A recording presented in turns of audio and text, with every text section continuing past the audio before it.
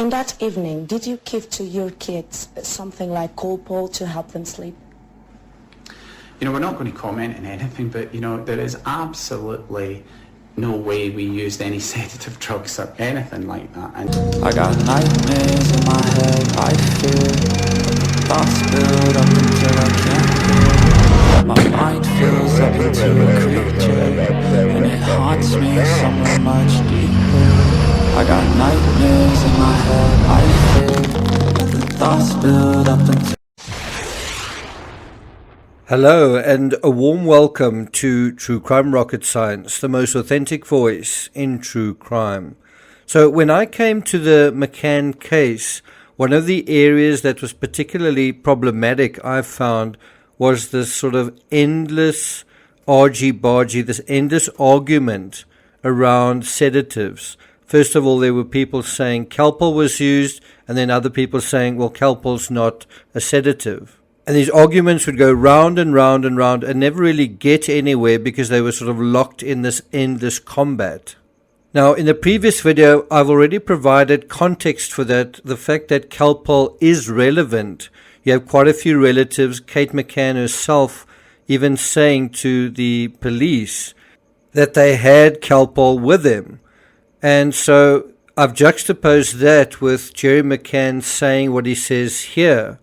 The point is, one's got to graduate beyond this sort of double bind where you're locked into arguing whether Calpol is relevant and arguing whether it's a sedative, and then get to what likely happened.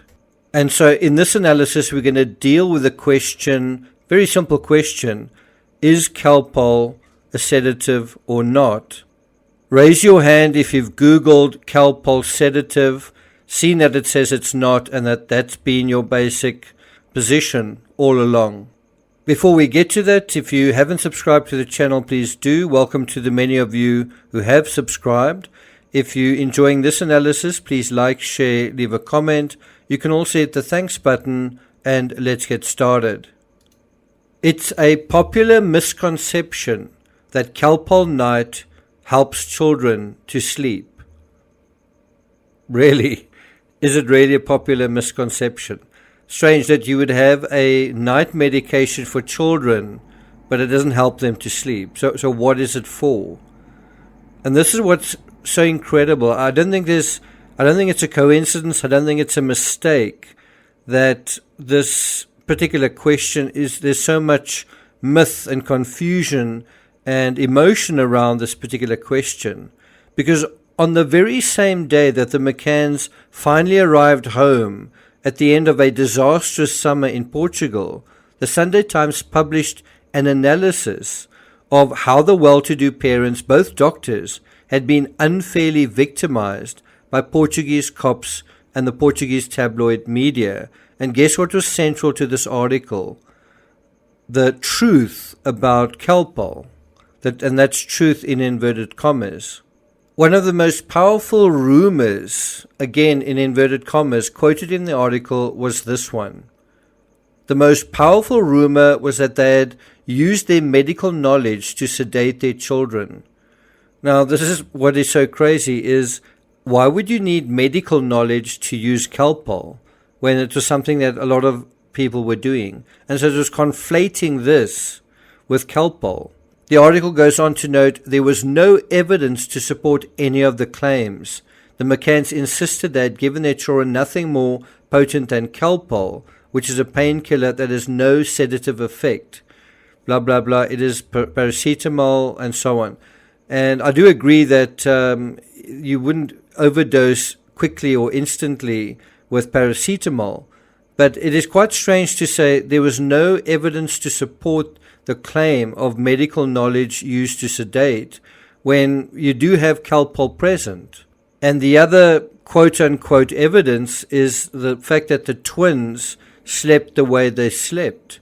And also, Kate McCann, in her own words, said she thought all three children may have been sedated. So it's quite interesting wordsmithery going on in this particular article. But the inference is that the gossip surrounding the use of Calpol as a sedative cannot possibly be true because, medically speaking, Calpol isn't a sedative? And now let's really deal with that question. Do a Google search right now of Calpol sedative, and Google will likely inform you that paracetamol doesn't have any sedative properties whatsoever, neither does Nurofen. It's a widespread misconception that Calpol helps children to sleep. The dosage for children age, blah, blah, blah, blah, blah. And that is a prominent search item that comes from Are We Using Too Much Calpol? The Telegraph, February 16, 2005. Now, raise your hands, as I said before, raise your hands if you've been using this as a basis to support the idea that Calpol isn't a sedative. And this must mean that the article in the Sunday Times published that day, like right when the McCanns arrived back from Portugal, especially the bit about Calpol having no sedative effect, is 100% accurate, right? Well, it could be. It depends on when. The strange thing is, if the question is, does Calpol Night have a sedative effect today? The Calpol formulation as it exists today, then the answer is no. Then that's the correct answer. The date of the article cited in the Google search, February 16, 2005, also seems to predate the incident. In other words, it seems to suggest Calpol Night then also had the same kind of formula and wouldn't have any sedative effect. The problem with the assessment that the active ingredients have no sedative effect is that they don't refer to the actual active ingredient that does. I mentioned this before, diphenhydramine hydrochloride. Now, there are three important points to raise in this respect. Number one, while the original Calpol Night did contain paracetamol, and while paracetamol is a painkiller as opposed to a sedative, confirming the accuracy of that section of the text above, the other active ingredient is used to treat coughs and runny noses. And what that does is it dries nasal secretions and is, as such, an antihistamine. Antihistamines are famously sedating, and diphenhydramine hydrochloride is no exception. So the original Calpol Night does have a sedative effect. Please write this down, right? The original Calpol Night as it existed in May 2007, up to that point, did have a sedative effect, despite the claim in the Sunday Times that this was a rumor, and apparently the same claim by the doctors at the center of the allegations that it had no sedative effect. Number two, what is astonishing is that the Sunday Times either was ignorant of the well-known trend in Britain to sedate their children using cough medicine in the decade following the year 2000, or was deliberately ignorant.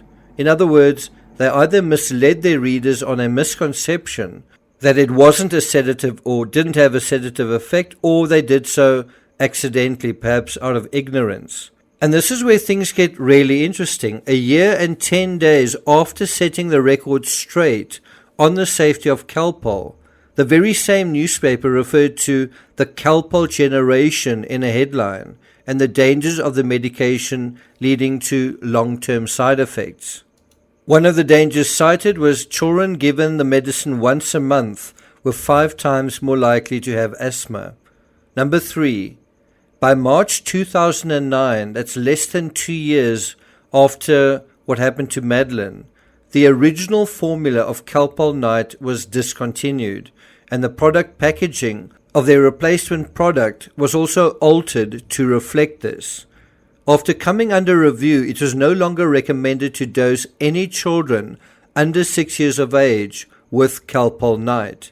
Remember, Madeleine was 3 years old at the time of her disappearance. Some of the side effects associated with the original formula now officially included drowsiness, hallucinations, and potentially serious liver and kidney damage. The Calpol product that replaced Calpol Night in 2009 doesn't have a sedative effect. The Calpol product that existed at the time something happened to the doctor's daughter during their holiday in Portugal in 2007 absolutely did. I'm not going to take it further than that, but one can't help wondering whether there's something larger at play here.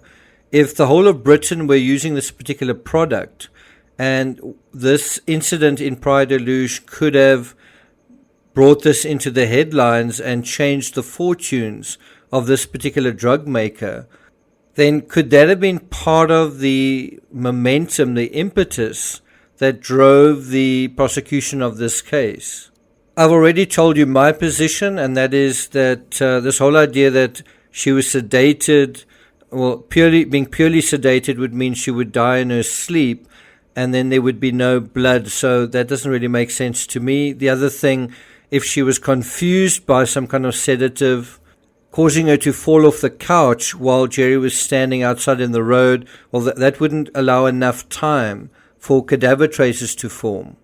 If she fell off the balcony in a complete accident, you would nevertheless have a situation, possibly, if there'd been previous sedation taking place, that might come up in an autopsy. The question is, if there was a sedative, was it more likely to be Calpol or some other sedative?